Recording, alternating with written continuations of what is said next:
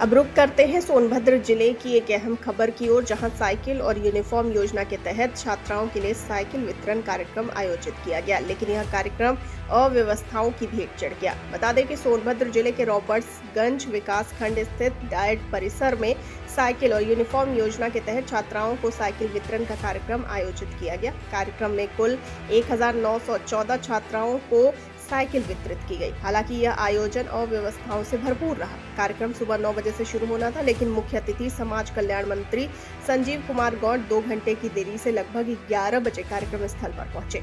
इस दौरान टेंट में न तो कूलर की व्यवस्था थी और न ही पंखों का इंतजाम, जिससे भीषण गर्मी के कारण कई छात्राएं बेहोश हो गई। छात्राओं को गर्मी और धूप में इंतजार करते हुए भारी परेशानी का सामना करना पड़ा। जब मंत्री जी से कार्यक्रम में देरी से आने का कारण पूछा गया तो उन्होंने अपनी व्यस्तता का हवाला दिया। जहां एक ओर सरकार बेटियों को प्रोत्साहित करने के लिए योजनाएं चला रही है, वहीं दूसरी ओर जमीनी स्तर पर लापरवाही इन प्रयासों पर सवाल खड़े कर रही है। अब देखना होगा कि प्रशासन इससे क्या सबक लेता है। वितरण कार्यक्रम चल रहा है, क्या है कार्यक्रम पूरा और कितने बच्चियों को साइकिल वितरण किया गया?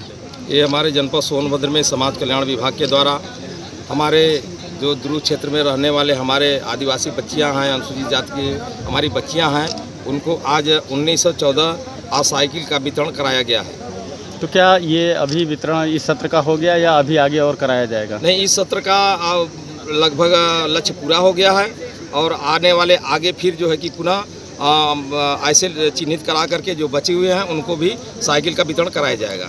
मंत्री जी, एक चीज़ देखा गया कि इतनी धूप है और यहाँ 9 बजे से बच्चियाँ आ गई हैं और कार्यक्रम में आप काफ़ी लेट से आए।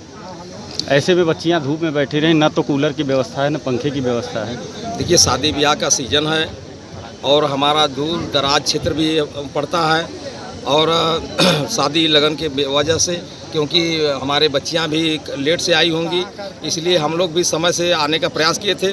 लेकिन अब इसी बीच में जनता के भी समस्या देखना है। हमारे आवास पर सुबह 9 बजे से लेकर के 11 बजे तक जनता की भीड़ लगी रहती है, उनको भी निस्तारण करना पड़ता है, इसलिए थोड़ा सा हमें आने में विलम्ब हुआ।